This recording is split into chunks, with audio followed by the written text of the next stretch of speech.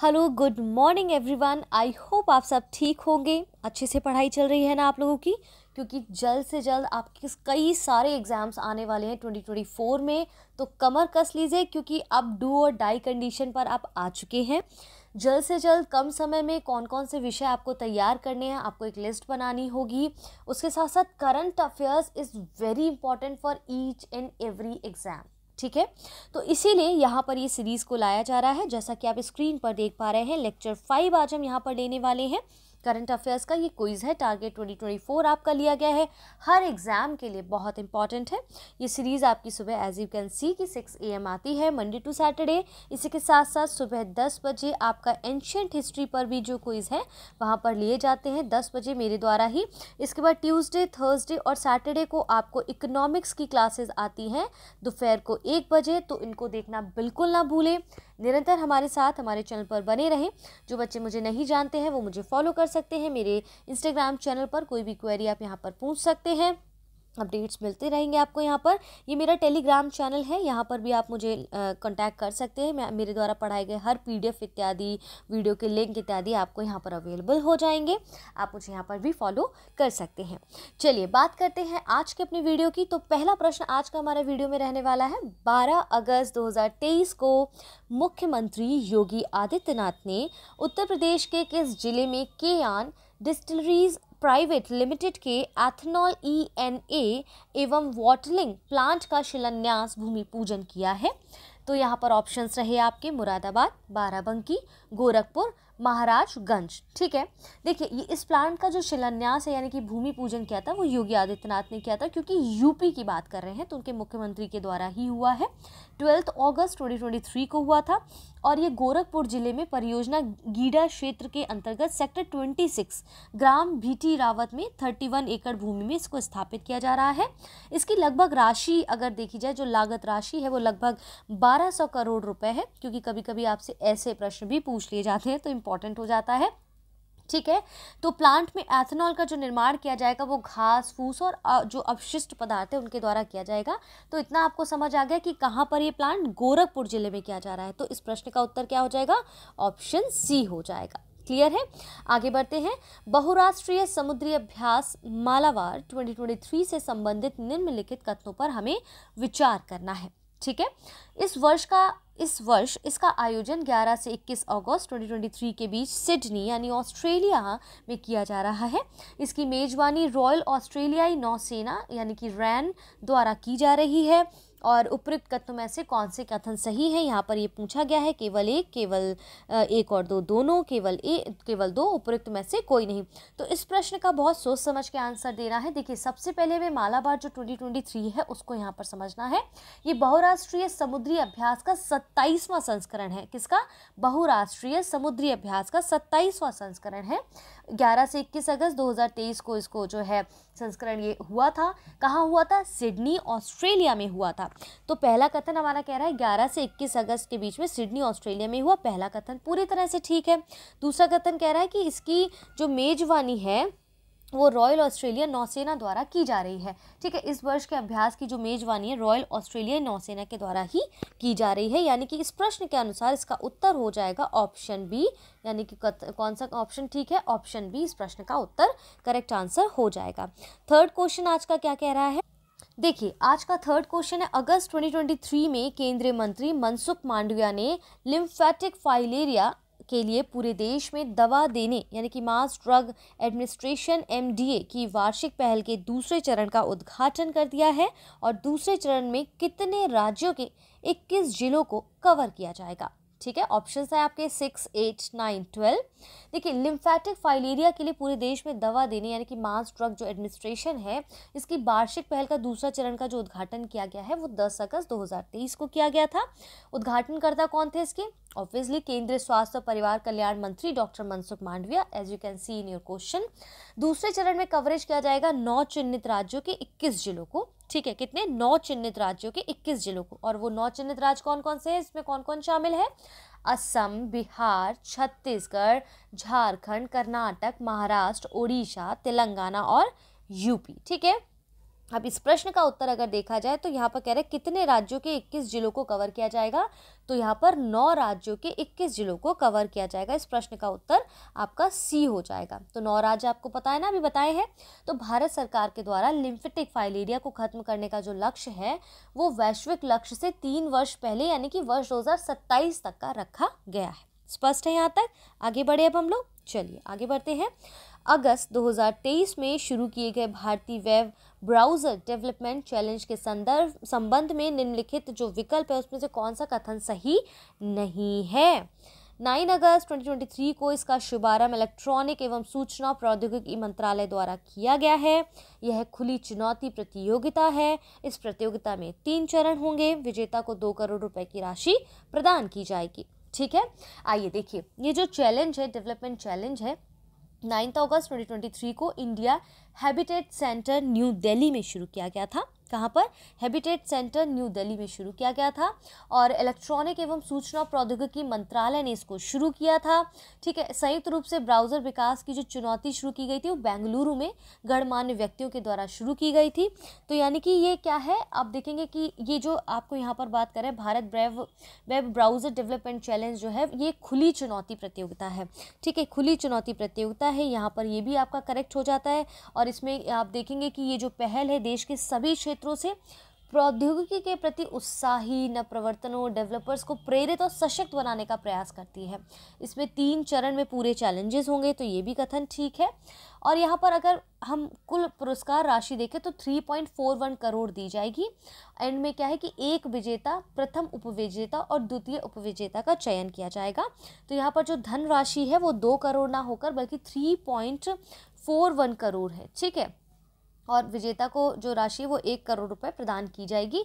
कुल अगर पुरस्कार राशि देखी जाए तो इतनी है, लेकिन विजेता को माफ़ी चाहती देखा जाए तो 1 करोड़ राशि जो है वो प्रदान की जाएगी। तो इस पूरे प्रश्न में जो पूछा गया है, इस प्रश्न का उत्तर जो है वो कौन सा है? ऑप्शन डी, क्योंकि ये कथन सही नहीं है इसके अनुसार। ठीक है, option D is the correct answer.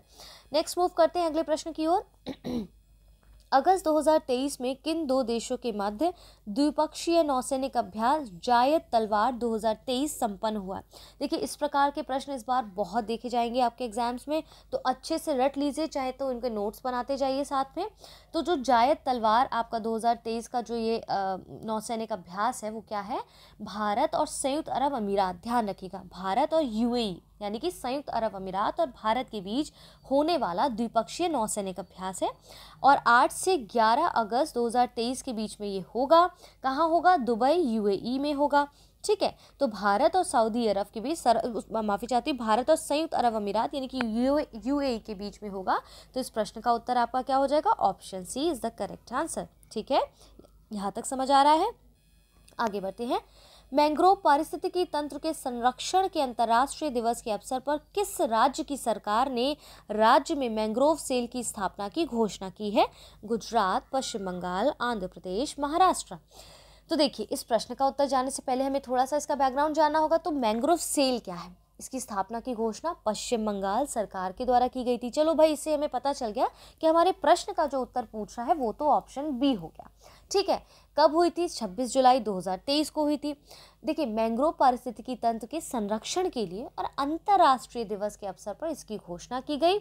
ये जो सेल है वो मैंग्रोव वृक्षारोपण के लिए एक वार्षिक कार्य योजना बनाएगा। ये देखेगा गैर सरकारी संगठनों के साथ रख रखाव और समन्वय को।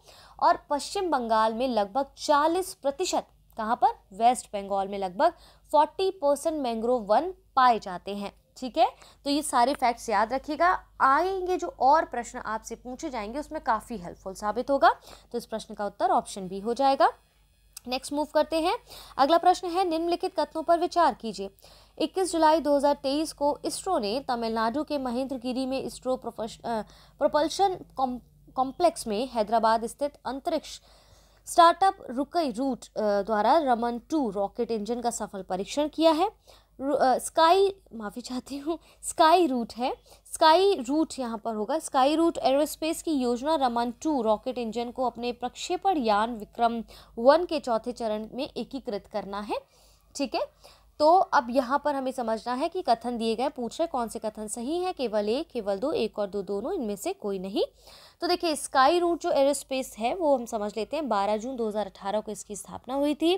Sky root Aerospace Private Limited इसका पूरा नाम है और भारतीय निजी एरोस्पेस निर्माता और वाणिज्यिक लॉन्च सेवा प्रदाता के द्वारा इसको शुरू किया गया है। इसके संस्थापक है पवन कुमार चंदना और नागा भरत डाका। इसका मुख्यालय हैदराबाद तेलंगाना भारत में है। स्पष्ट है। तो इस प्रश्न के अनुसार आपको क्या समझ आया कि 21 जुलाई 2023 को स्काई रूट एरोस्पेस द्वारा रमन 2 रॉकेट इंजन का सफलतापूर्वक परीक्षण किया गया है। दैट मीन्स हमारे जो दोनों कथन है वो पूरी तरह से ठीक है, इसलिए इस प्रश्न का उत्तर ऑप्शन सी हो जाएगा। यहाँ तक स्पष्ट है। चलिए अब हम आगे बढ़ते हैं। 5 जून 2023 को केंद्रीय मंत्री डॉक्टर सर्बानंद सोनोवाल ने भारत के पहले अंतर्राष्ट्रीय क्रूज जहाज MV एक्सप्रेस को चेन्नई से किस देश के लिए झंडी दिखाकर रवाना किया गया है। ठीक है, तो इसमें 5 जून 2023 को विश्व पर्यावरण दिवस के अवसर पर इसको रवाना किया गया है। केंद्रीय मंत्री सर्बानंद सोनोवाल ने चेन्नई से किया है। किस देश के लिए किया गया है? श्रीलंका के लिए ये जहाज जाएगा। श्रीलंका के 3 बंदरगाहों हम्बनटोटा, त्रिंकोमाली और कांके संथुराई। ठीक है, और भारत के पहले अंतर्राष्ट्रीय क्रूज जहाज का नाम क्या है?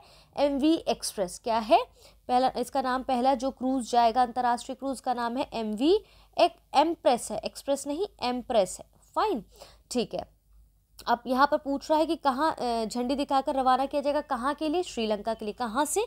चेन्नई से। तो श्रीलंका इसका प्रश्न का उत्तर हमारा यहाँ पर हो जाता है। क्लियर है? आगे बढ़ते हैं। 16 अक्टूबर 2023 को केंद्र सरकार ने 16 अक्टूबर 2023 को केंद्र सरकार ने किससे जिनेवा में संयुक्त राष्ट्र और अन्य अंतर्राष्ट्रीय संगठनों में भारत का अगला स्थायी प्रतिनिधि नियुक्त किया है। ठीक है, यहाँ पर नियुक्त किया है। और रमेश चंद्र वर्मा, अरिंदम बागची, राजीव कुमार, के नंदिनी सिंगला। तो देखिए इसका प्रश्न का उत्तर हो जाएगा अरिंदम बागची। आइए इनके बारे में थोड़ा समझते हैं। इस प्रश्न का उत्तर ऑप्शन बी है। फिलहाल भारतीय विदेश सेवा IFS के वरिष्ठ अधिकारी है अरिंदम बागची। और ये चर्चा में क्यों है? 16 अक्टूबर 2023 को केंद्र सरकार के द्वारा जिनेवा में संयुक्त राष्ट्र और अन्य अंतर्राष्ट्रीय संगठनों में भारत का अगला स्थायी प्रतिनिधि नियुक्त किया गया है। और प्रेजेंट टाइम में वह विदेश मंत्रालय में अतिरिक्त सचिव और प्रवक्ता के रूप में कार्यरत है। तो अरिंदम बागची के बारे में आपको पता होना चाहिए, इससे ज़रूर प्रश्न पूछा जाएगा आपसे। ठीक है, जो चर्चित व्यक्ति हैं उन पर संबंधित यहाँ पर प्रश्न आपको आज लाए गए हैं अधिकतर, ताकि आप जान सके कि कैसे प्रश्न इससे बन सकते हैं। देखिए अक्टूबर 2023 में डेनियल नोवोआ किस देश के राष्ट्रपति निर्वाचित हुए थे? Ecuador, Chile, Finland, Iceland. ठीक है, तो देखिए यहाँ पर जो इस प्रश्न का उत्तर है वो है आपका ऑप्शन ए, इक्वाडोर। यानी कि आपसे जो डेनियल नोवोआ है ना, इसके बारे में समझिए। ये चर्चा में क्यों बना था? 15 अक्टूबर 2023 को इक्वाडोर के राष्ट्रपति निर्वाचित हुए और वह देश के सबसे युवा राष्ट्रपति निर्वाचित हुए हैं। इन्होंने 25 नवंबर 2023 को पदभार ग्रहण संभाला था और गुइलेर्मो लेस्सो का ये स्थान संभालेंगे। ठीक है, इस प्रश्न का उत्तर क्या हो जाएगा? Option A. यहाँ तक स्पष्ट है? कोई दिक्कत नहीं है, कोई डाउट नहीं है। चलिए आज का आखिरी प्रश्न पे देखते हैं क्या है। 24 अक्टूबर 2023 को, ठीक है, 24 अक्टूबर 2023 को केंद्रीय गृह एवं सहकारिता मंत्री अमित शाह ने कहा इफ्को के नैनो DAP तरल संयंत्र का लोकार्पण किया है। तो आप देखेंगे कि इस प्रश्न का उत्तर क्या होगा? कलोल, आंवला, फूलपुर, सिरसा। तो देखिए जो इफ्को का नैनो DAP तरल संयंत्र है DAP, तो इसका लोकार्पण 24 अक्टूबर 2023 को हुआ था। कहाँ हुआ है? गुजरात के गांधीनगर जिले के कलोल में हुआ है। तो इस प्रश्न का उत्तर ऑप्शन आपका ए हो जाएगा। इसको और समझते हैं।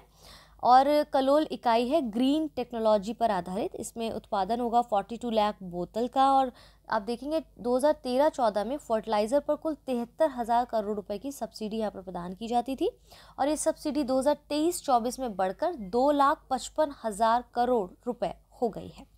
तो फिलहाल के लिए आज के इस वीडियो को यहाँ पर ही हम समाप्त करते हैं। आई होप आप सबको ये वीडियो समझ आ रही होंगी। प्लीज़ इन वीडियोस को अपने दोस्तों के साथ, अपने कलीग्स के साथ, अपने फैमिली में या जो भी इस चीज़ की तैयारी कर रहा है, जिसको भी करंट अफेयर्स पढ़ना है, उनके साथ शेयर करें, ताकि डेली जो भी आप मैगज़ीन पढ़ रहे हैं उसके साथ साथ आप इसको कंटिन्यू कर सकें। आपकी प्रैक्टिस होती रहेगी और practice makes a man perfect. फिलहाल के लिए हमारे चैनल को सब्सक्राइब करना बिल्कुल ना भूलें, हमारी वीडियोस को लाइक करना प्लीज़ बिल्कुल ना भूलें, लोगों के साथ शेयर करें, कमेंट करें और अपना प्यार दें, हमारा साथ दें। फिलहाल के लिए आज की इस वीडियो को यहाँ पर ही समाप्त करते हैं। जल्द मिलते हैं एक और नए टॉपिक के साथ, तब तक के लिए धन्यवाद।